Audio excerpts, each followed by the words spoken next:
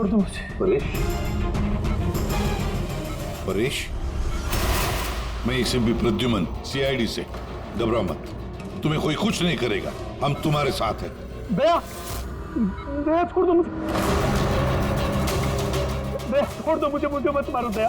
पर दया तुम्हारे सामने खड़ा है, मैं इसे भी प्रद्युमन हूँ। दया, दया छोड़ दो मुझे, छोड़ दो मुझे। परेश, दया, दया तुम जाओ, दया तुम क्या चाहते हो मुझसे? दया छोड़ दो मुझे। परेश क्या बात कर रहे हो? दया, दया छोड़ दो मुझे, मुझे मत मारो दया। परेश मैं दया नहीं, मैं अभिजीत हूँ। दया, दया जाओ यहाँ से, जाओ, जाओ। अरे दया इधर है।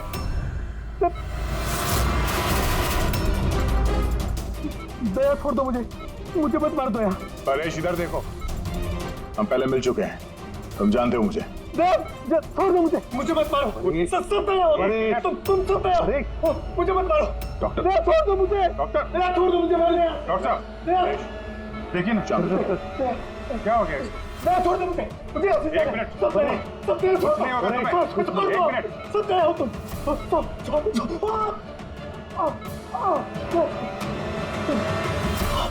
दया हो तुम सब दया हो, तुम सब दया हो।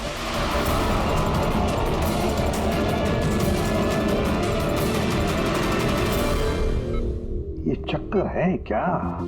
और हर किसी के चेहरे में उसे मेरा चेहरा नजर आता है। हाँ वही तो, इसलिए जब उसने उस आर्किटेक्ट को, उसके असिस्टेंट को, उस वॉचमैन को देखा तो ऐसे बर्ताव करने लगा जैसे उसने भूत देखा है। और उसके दिमाग का भूत दया तुम हो, तुम।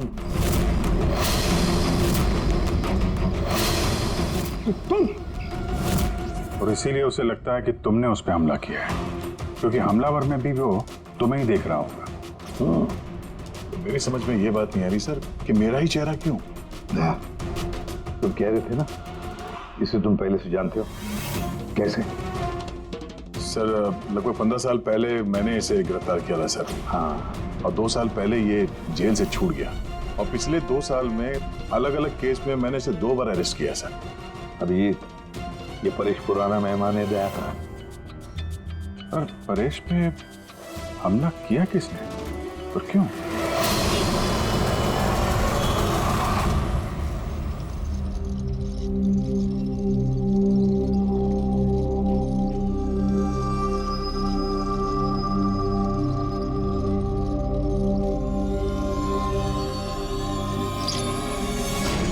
अरे मैडम जरा ध्यान से।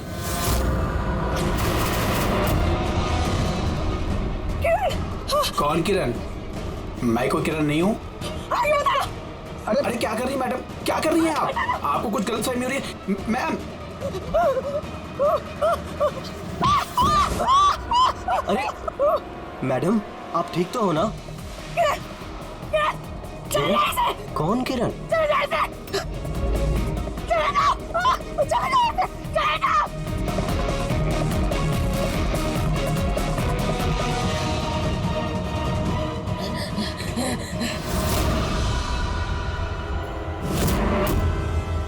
क्यों सुबह, कैसी तबीयत है तुम्हारी? सर पैर की हड्डी टूट गई है और बाकी इधर उधर थोड़ी सी चोटें लगी हैं। मुझे एक बात बताओ, क्या हुआ था उस दिन? हाँ? वो आदमी सीढ़ियों से भाग रहा था जब मैं उससे टकराया, और जब मैंने उसके हाथ में चाकू देखा तो मैंने शोर मचाया और उसे पकड़ने की कोशिश की, लेकिन तब उसने मुझे धक्का दे दिया और मैं नीचे गिर गया। उसके बाद सर कुछ याद नहीं। सुबह, तुम्हारे हाथ में से हमें वो जो एक कपड़े का टुकड़ा मिला था, लाल कलर की चौकड़ी का, क्या वो उस आदमी की शर्ट का टुकड़ा था? जी सर, शर्ट पहना था उसने वो, और हाथापाई के दौरान शायद वो मेरे हाथ में आ गया था। अच्छा ये बताइए, उस आदमी का चेहरा देखा था? सब कुछ इतनी जल्दी में हुआ कि कुछ याद नहीं।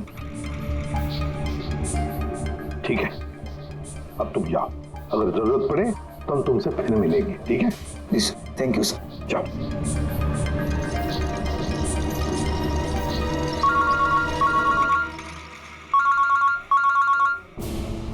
आदया, क्या? कहां पर? अच्छा ठीक है, मैं अभिजीत और पूर्वी को भेजता हूँ उधर। हाँ हाँ, अभी अभी। यस। क्या हुआ सर? मैं बता रहा था कि किसी सुपरमार्केट में एक औरत आसपास के सभी लोगों पर हमला कर रही थी और हर एक को किरण किरण किरण नाम से पुकार रही थी। देखिए मैडम, हम लोग सीआईडी से हैं, आपकी मदद करने के लिए आए हैं, ठीक है? ये चाकू हमें दीजिए। देखिए मैडम, मैं किरण नहीं हूँ, मैं इंस्पेक्टर अभिजीत हूँ। मैं तुम्हें भी जान से मार दूंगी। मैं नहीं छोड़ूंगी। आप प्लीज नहीं छोड़ूंगी। चाकू रखिए। तुम भी कीड़ा ना, मैं बोल। छोड़ी। क्या हुआ? सॉरी। Oh no. अरे क्या हो गया? ये औरत गिर कैसे गई? क्या हुआ? हटिए, आजा। एक्सक्यूज मी, हटिए, पीछे हटिए। 1 मिनट पीछे आइए। हुआ क्या है इसको? मैडम सुनिए क्या हुआ इसे? मैडम। सर ये तो मर चुकी है। क्या? इसके शरीर में टेट्राकोटॉक्सिन या ब्यूरारे नाम का जहर इंजेक्ट किया गया था, जिसकी एक बूंद भी जानलेवा हो सकती है। मगर ये जहर तो हमारे देश में आसानी से नहीं मिलता ना। सिर्फ उसे ही मिलता है जो बड़ा रिसर्च कर रहा हो। तो भगदड़ में किसी ने वो पॉइजन इसे इंजेक्ट कर दिया। पंकज एक काम करो, इस हादसे के वक्त का जो सीसीटीवी फुटेज है ना वो अच्छी तरह से चेक करो। खूनी की तस्वीर उसी में मिलेगी। सर। और सर इस परेश का क्या? इसे हर जगह मैं ही क्यों दिखता हूँ? सालू के साहब, मुझे तो ये केमिकल की बहुत बड़ी गड़बड़ लग रही है। ठीक क्या रफ्रेडी? बॉस, ये वाकई किसी खास केमिकल की वजह से, क्योंकि मुझे इसके और परेश के दिमाग में एक अलग किस्म का केमिकल मिला है। तुम्हारे कहने का मतलब है कि इसी केमिकल की वजह से इन दोनों का बर्ताव एक जैसा और एक ही चेहरा इन दोनों को दिखता है। हाँ बॉस, और मैं इस केमिकल को और डिटेल में समझने की कोशिश कर रहा हूँ। मतलब जब तक इस परेश के दिमाग पर इस केमिकल का असर रहेगा हमें कोई जवाब नहीं मिलेंगे। और अभिजीत, ये कपड़े का टुकड़ा जो आपने हमें दिया था, इसमें से भी हमें कुछ मिला है। कमाल है तारिका जी, आज तो फोरेंसिक में एक के बाद एक सबूतों का खजाना हाथ लग गया है। क्या मिला क्या आपको? ये कॉटन का कपड़ा है और इसके रेशों में आटे के कुछ ट्रेसेस मिले। आटा? सिर्फ आटा? सिर्फ आटा। हाँ वाकई खजाना तो हाथ लगा है। आटा। सर ये फोटोग्राफ है सर। ये जितने भी लोग हैं इनमें से किसी ने उन्हें पॉइजन का इंजेक्शन दिया सर। अब और एक काम करो, ये जितने सारे लोग हैं ना, इन सब की मूवमेंट ट्रैक करो। शॉपिंग मॉल में खून होने से पहले ये लोग कहाँ थे, कहाँ से आए, क्या क्या कर रहे थे, और खून होने के बाद में देखो ये लोग कहाँ कहाँ गए। ओके?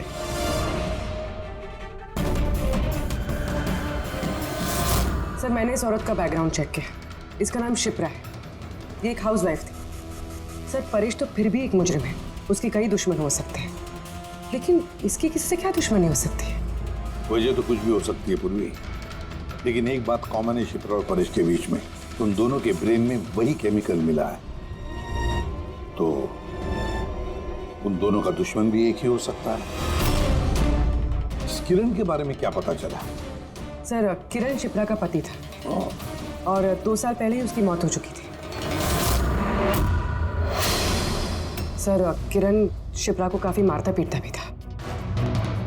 कोई ना कोई बात तो है इस परेश और शिप्रा के बीच में, कोई कॉमन बात जिसकी वजह से ये दोनों भी उस खूनी के निशाने पर आ गए।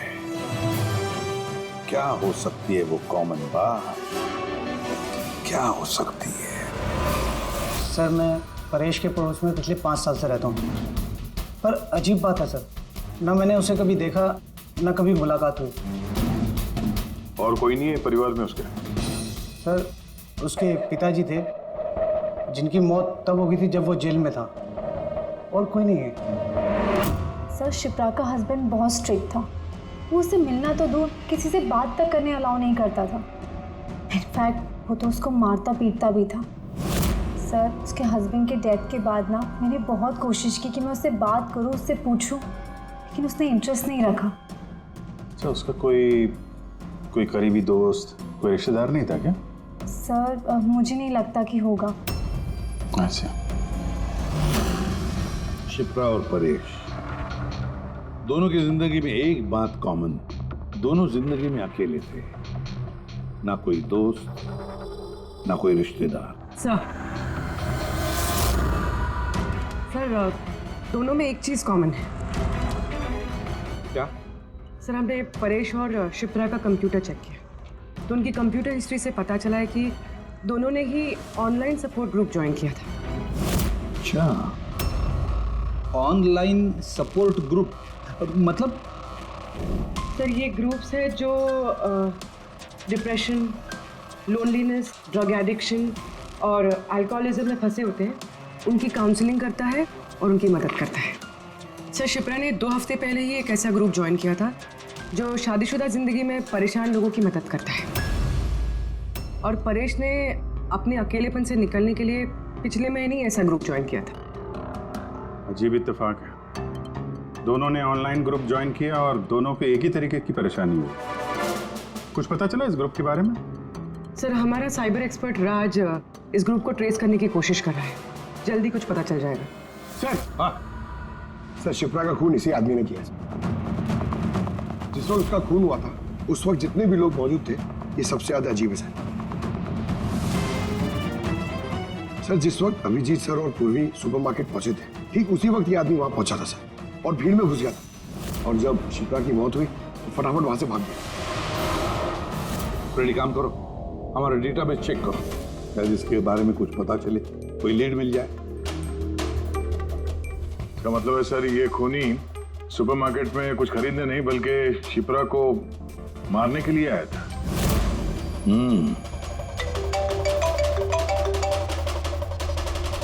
हाँ राज, ओके ठीक है, तो तुम मुझे एड्रेस एसएमएस कर दो। Thank you sir. Cyber expert Raj का फोन था, उसका कहना है कि ये दोनों ग्रुप्स एक ही आईपी एड्रेस से बनाए गए हैं।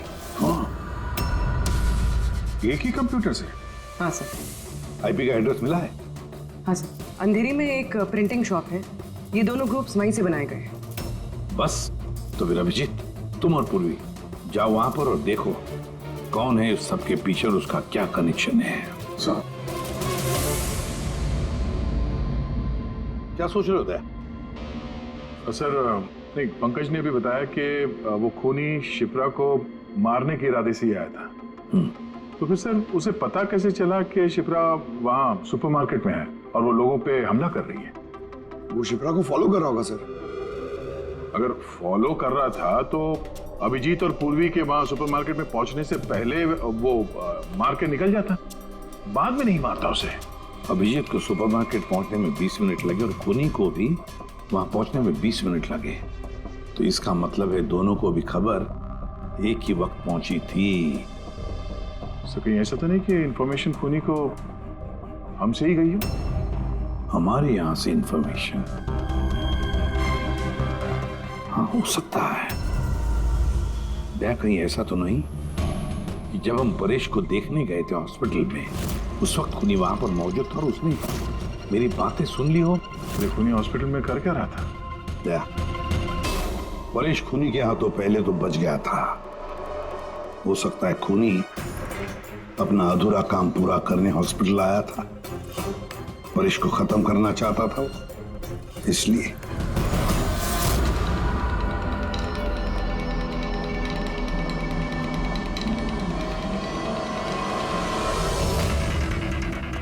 डॉक्टर साहब, क्या आपने इस आदमी को देखा?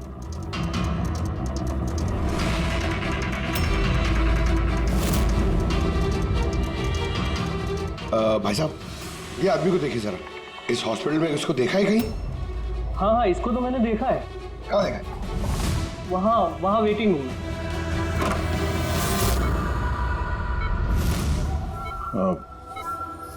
यहाँ कोई आया था क्या? नहीं सर, यहाँ कोई नहीं आया। ठीक। हाँ दे सर परेश तो ठीक है पर वो खूनी अभी तक दिखा नहीं। कहीं तो चुप कर बैठा ही है, सही वक्त का इंतजार कर रहा है। वेटिंग रूम में भी चेक किया सर, अभी कोई नहीं है तो यही पता है। पर कहां कहां छुप कर बैठा है ये?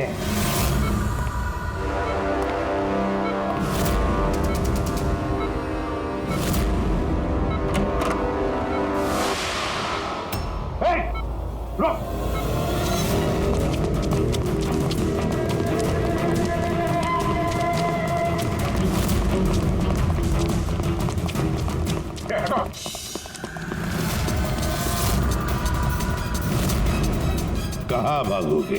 हाँ? रुक!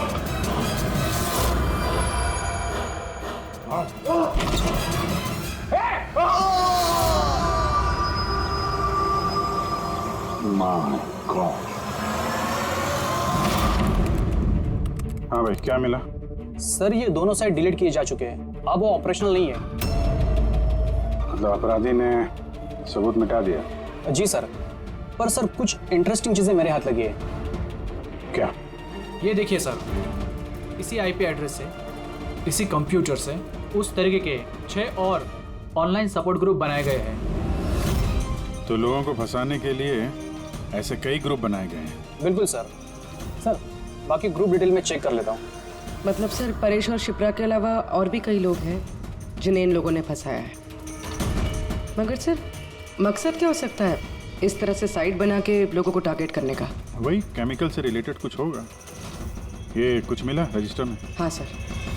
सर पिछले 3 महीनों में 85 लोगों ने कंप्यूटर यूज़ किया। सबकी डिटेल्स चेक करनी पड़ेगी। ठीक है सर ये देखिए, 6 में से 5 ग्रुप डिलीट किए जा चुके हैं, लेकिन अभी भी एक सपोर्ट ग्रुप एक्टिव है और अभी भी उसे कोई ऑपरेट कर रहा है। Enhancing the life of lonely people. मतलब साफ है, ग्रुप बनाया जाता है, तना लोगों को फंसाया जाता है और बाद में ग्रुप डिलीट। तो अब उन्हें एक और शिकार की जरूरत है। एक आइडिया है पूरी। कुछ पता चला इस आदमी के बारे में? फिलहाल तो कुछ नहीं। वॉलेट के अलावा इसके पास कुछ भी नहीं मिला है, मोबाइल फोन तक नहीं। तो हमारे पास कोई सुराग नहीं है। दया, ये केस दिखता उतना सिंपल नहीं है, बहुत बड़ा षड्यंत्र है ही है। कई सारे लोग इसमें इन्वॉल्व हैं। ये तो इस खेल का मोहरा लग रहा है सर, वो भी भाड़े का। और इस केस का मास्टरमाइंड अभी भी आजाद घूम रहा है, अपने नए शिकार की तलाश में होगा। जल्द से जल्द ढूंढना होगा सर इसे। हाँ पंकज, आराम से। बस खड़े। ये क्या ही था उनके? सर आप ये क्या खेल खेल रहे हैं पंकज के साथ? नहीं नहीं, ये कोई खेल नहीं। बस मैंने बताया था ना, ये केस बहुत ही पेचीदा है, बड़ा कॉम्प्लेक्स है। याद है ना, मैंने बताया था उस परेश के और उस शिप्रा के दिमाग में मुझे एक अलग तरीके का केमिकल मिला था। हाँ, मैंने उस केमिकल को रिप्लिकेट किया और इस पंकज के शरीर में इंजेक्ट कर दिया। What? तू पागल हो गया फारूक है? अगर इसे कुछ हो गया तो? अरे कुछ नहीं होगा यार, बिलीव मी, मैं पागल हूं क्या?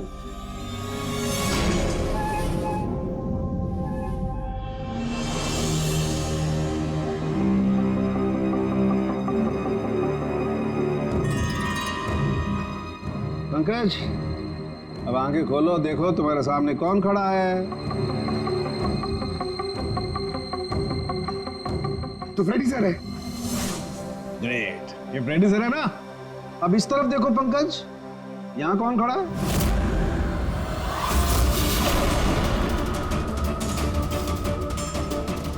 ये कैसे हो सकता है? ये इधर फ्रेडी सर, यहाँ फ्रेडी सर।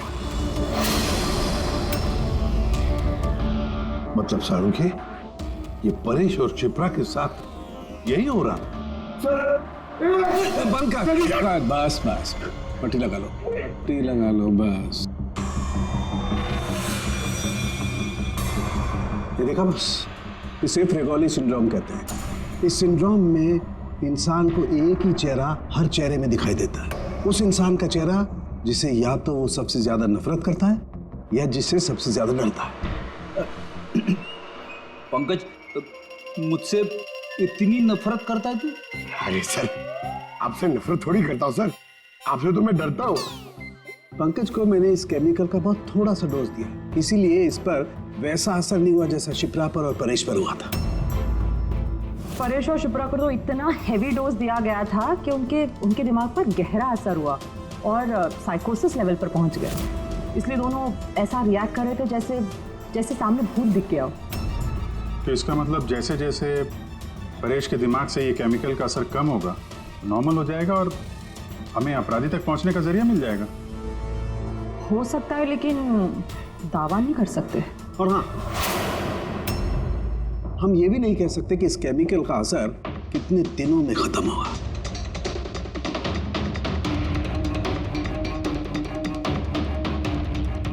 अगर हम परेश के ठीक होने का इंतजार करेंगे तो बहुत देर हो जाएगी।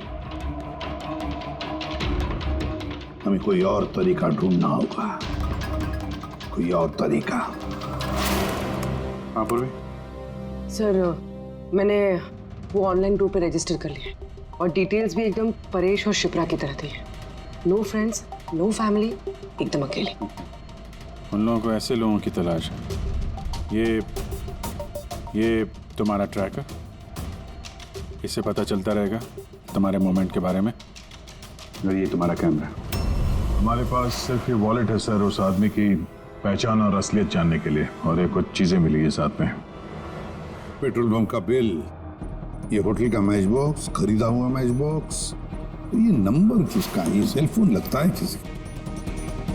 सर हम इस पेट्रोल पंप पे गए थे, वहां से पता चला सर ये आदमी महीने में 2-3 बार वहां पे आता है और सीसीटीवी फुटेज में हमने देखा कि वो अपने बाइक पे हर बार अलग अलग नंबर प्लेट लगा के आता है। हाँ, और पेमेंट कैश में करता है। और सर ये मैच बॉक्स जिस होटल का है वहाँ पे भी हमने पूछताछ की। वो आदमी महीने में 5-6 दफ़ा खाना खाने आता है और पेमेंट भी कैश से करता है। सर ये नंबर के बारे में आप पूछ रहे थे सर, ये बार में एक लड़की है जो काम करती है, उसका है। वो कह रही थी कि उस आदमी का नाम अशोक है और 1-2 बार उनसे बात हुई है, फिर वो गायब हो गया सर। मतलब हमारे पास इस अशोक के बारे में सिर्फ इतनी इंफॉर्मेशन है। एक काम करते हैं, ये सारी जो लोकेशंस है ना, पेट्रोल पंप, बार और ये होटल, देखते हैं कहाँ पर है। जरा मैप दिखाओ।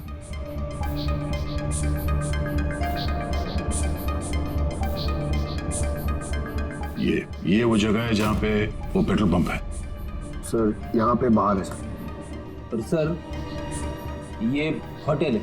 बार, ये होटल, पेट्रोल पंप। दया सर ऐसे नहीं लगता तुम्हें? देखो ना, ये सारे के सारे लोकेशंस 1 किलोमीटर के दायरे में है यहाँ से। हो सकता है सर उसका घर या ऑफिस इस जगह के आसपास ही कहीं। Are you ready? I'm ready. चल चल। हाँ सर मैं रेडी। अरे वाह, बहुत अच्छा गेटअप है। इसके घर का क्या किया? सर पूर्वी के लिए भाड़े पे 1 हफ्ते के लिए घर लिया। I mean अल्पा के लिए। अल्पा, ठीक है, गुड। लेकिन पूर्वी चौकन्ना रहना, उनका पहला कदम क्या होगा हमें पता नहीं है। Yes. Good luck. Thank you sir. अब एक काम करते हैं, इस 1 किलोमीटर के दायरे में इस अशोक का फोटोग्राफ दिखाते हैं, सबको दिखाते हैं, शायद कोई निकले जो इसको जानता हो।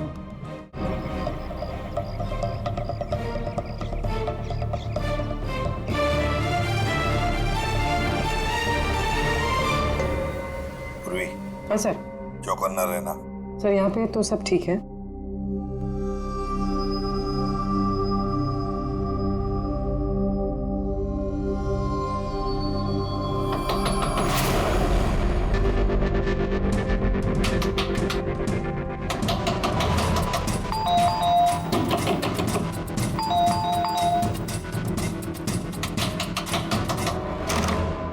जी कहिए। वो मेरे पीछे ना कुछ गुंडे पड़े, मैं अंदर आ सकती हूँ प्लीज? 1 मिनट।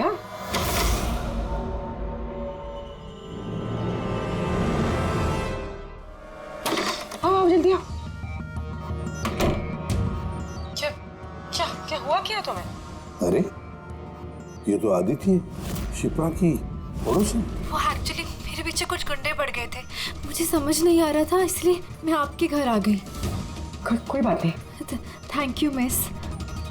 अल्पा और तुम? अदिति। बैठो। आप प्लीज मुझे 1 गिलास पानी देंगे प्लीज? अभी लाती हूँ।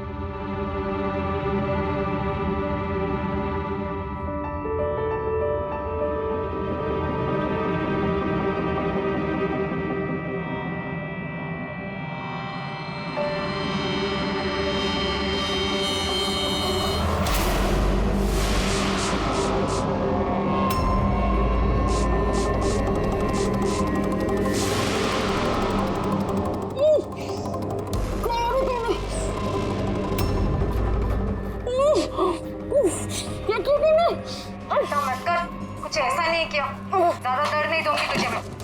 पूर्वी,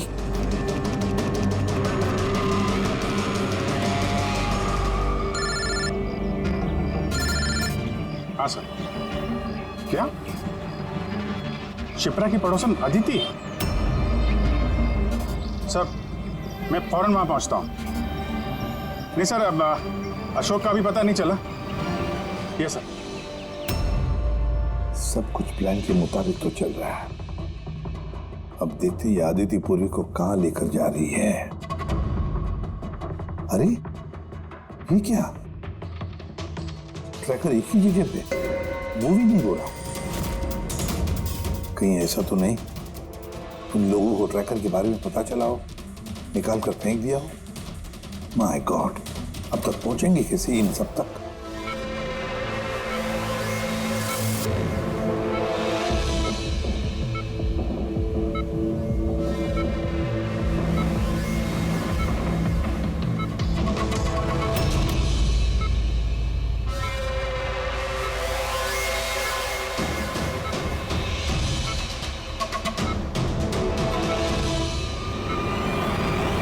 चलो, तुम्हारे दवा का वक्त हो गया है।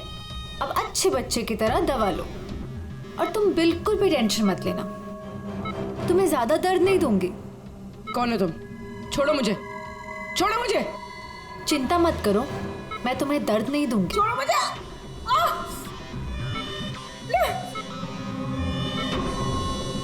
मैंने तुम्हें मना किया था ना कि कुछ दिनों के लिए हम किसी नए लोगों को नहीं लाएंगे, क्योंकि सीआईडी वाले हमें पागलों की तरह ढूंढ रहे हैं। हमारी कोई भी लापरवाही हमें बहुत महंगी पड़ सकती है। सर अदिति का घर बंद था, दरवाजा तोड़ के हम लोग अंदर भी घुसे पर कुछ हाथ नहीं लगा सर। इस अशोक का भी कुछ पता नहीं चल रहा है। सर ऐसा लग रहा है हमारे लिए सारे रास्ते बंद हो गए। नहीं फ्रेडी, हमारे लिए कोई रास्ता बंद नहीं होता, हम सीआईडी वाले रास्ता बनाते हैं। सर वो लोग कहीं पूर्वी को केमिकल इंजेक्शन ना दे दें। नहीं, कुछ नहीं करेंगे वो लोग, पूरी को कुछ नहीं होगा। कोई तो बात हम मिस कर रहे हैं, कोई तो बात है जो हमसे छूट रही है, पर क्या क्या हो सकती है वो बात?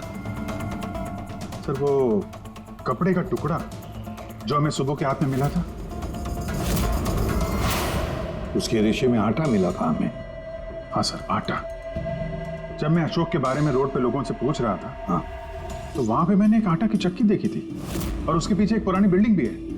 तो फिर जरूर वो आदमी जिसने परेश पर हमला किया उस आटे की चक्की के आसपास ही रहता होगा, इसीलिए तो उसकी शर्ट पर आटा आ गया।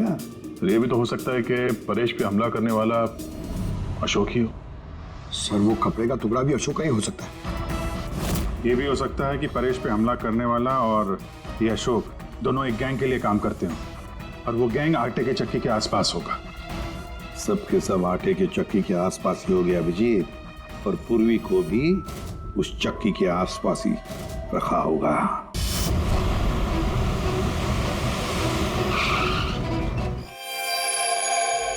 कोई अपने जगह से नहीं हिलेगा, कोई भी नहीं। पूर्वी कहाँ है?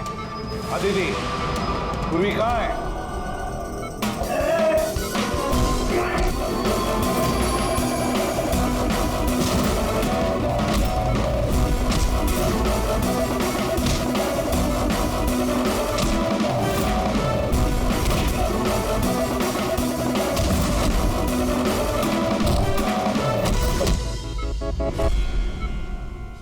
सब नर्सेज और डॉक्टर इस तरफ आ जाओ। चलिए। चलो तुम भी जल्दी। डॉक्टर अदिति, पूर्वी कहाँ है? पूर्वी कहाँ है?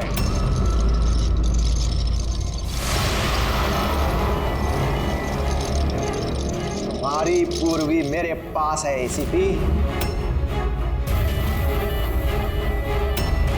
सुंबू तुम? हाँ, मैं, जिसे तुम लोग यहां वहां खोज रहे थे ना, वो तुम लोगों के साथ ही था। मुझे देखकर अफसोस तो हो ही रहा होगा ना। मुझे पता था सीआईडी कोई भी काम अधूरा नहीं छोड़ेगी, इसलिए मैं अपना हर कदम फूंक फूंक कर रख रहा था। लेकिन इस अदिति की बेवकूफी की वजह से सब गड़बड़ हो गया और मुझे फंसाने के लिए तुमने अपने इस ऑफिसर को मेरे पास भेज दिया। लेकिन अब ये मेरे जाल में फंस चुकी है और मुझे यही यहां से बाहर निकालेगी। तुम्हें क्या लगता है पूर्वी की आड़ लेकर तुम हमसे बच जाओगे? नहीं, लगता नहीं है, ऐसा ही होगा।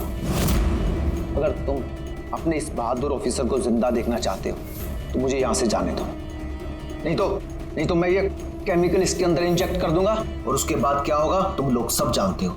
और ये सब तुम क्यों कर रहे हो? हाँ? अपने बेटे रवि के लिए। अपने बेटे के लिए? हाँ, मेरे बेटे को पार्किंसन नाम की बीमारी है। मैं अपने केमिकल से उस बीमारी का इलाज ढूंढ रहा हूं और मैं जिस फार्मा में काम करता हूं वो मुझे इंसानों पर उसे ट्राई करने नहीं देती। इसीलिए तुमने अपने तरीके से लोगों को फंसा के उन पे ये एक्सपेरिमेंट करना शुरू कर दिया। अगर मैं ऐसे नहीं करूंगा तो मैं सही इलाज तक नहीं पहुंच पाऊंगा। कैसे पता चलेगा मुझे कि इन केमिकल्स का इंसानों पर रिएक्शन क्या होता है?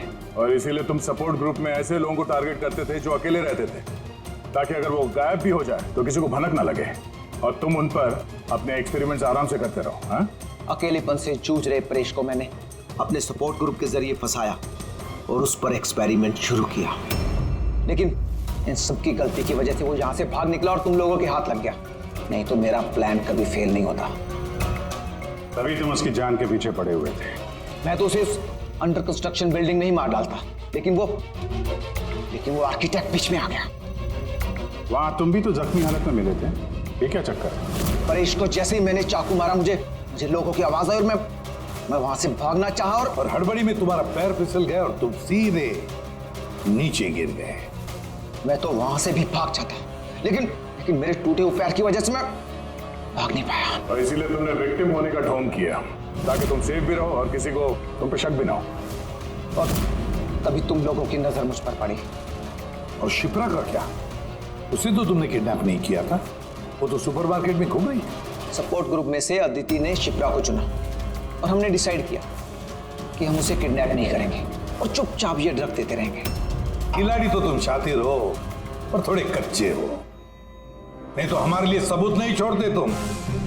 याद है ना तुम्हारा वो शर्ट, उसका एक टुकड़ा, कपड़े का टुकड़ा, उस पर जो आटा लगा था ना, बस उसी के जरिए हम तुम तक पहुंच गए।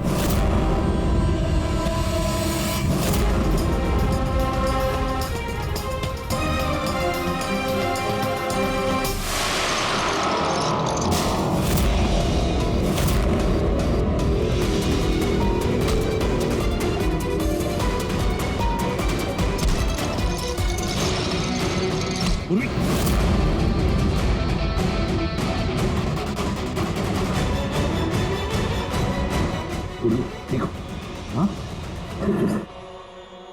क्या किया तुमने सुब्बू? कभी सोचा है? हाँ? अपने बेटे को बचाने के लिए तुमने न जाने कितने लोगों की जान दांव पर लगा दी और ये नहीं सोचा ना कि सही क्या है गलत क्या है। तुम्हारे बेटे को तो हम अच्छी से अच्छी ट्रीटमेंट दिलवाएंगे, मगर तुम्हें जेल की सलाखों के पीछे बिठा देंगे। शायद फांसी का ऑर्डर भी आ जाएगा तब तक।